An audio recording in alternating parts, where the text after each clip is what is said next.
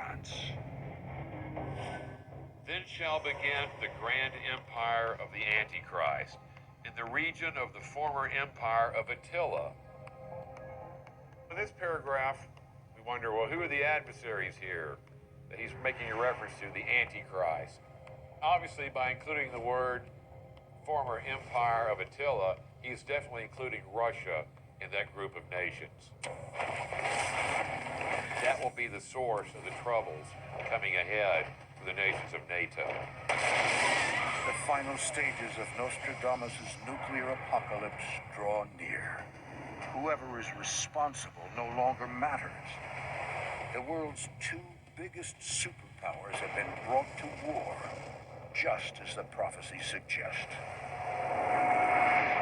We know what happens when the U.S. goes on the path of vengeance, when it goes on the path of reprisal.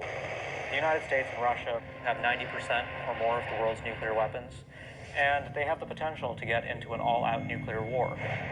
Nuclear weapons can be delivered across the entire planet by ballistic missiles. Within 30 minutes, a million-ton explosive power warhead could be tossed from the middle of the United States to the middle of Russia, and the same thing the other way. The bulk of today's nuclear warheads are pointed at military targets. They aim their nuclear weapons at the other side's nuclear weapons. This would really be a signal meant to tell Russia that the United States was serious about the stakes in whatever conflict was underway.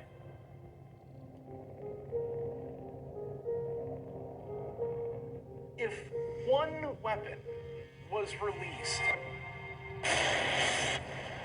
if it was considered an act of war, that would need a response.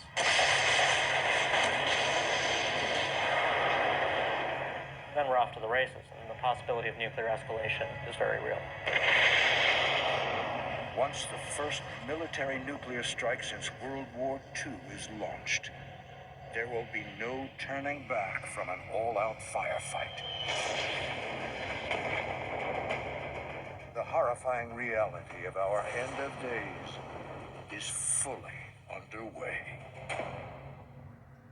As the United States responds, Russia feels that it has to use a nuclear weapon and could be targeted towards a major American city like Manhattan.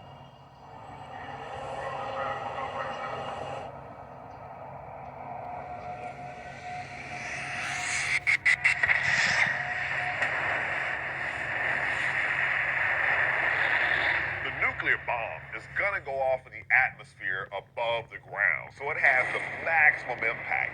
This is like creating a small sun in the Earth's atmosphere, and it's incredibly hot and it's incredibly bright.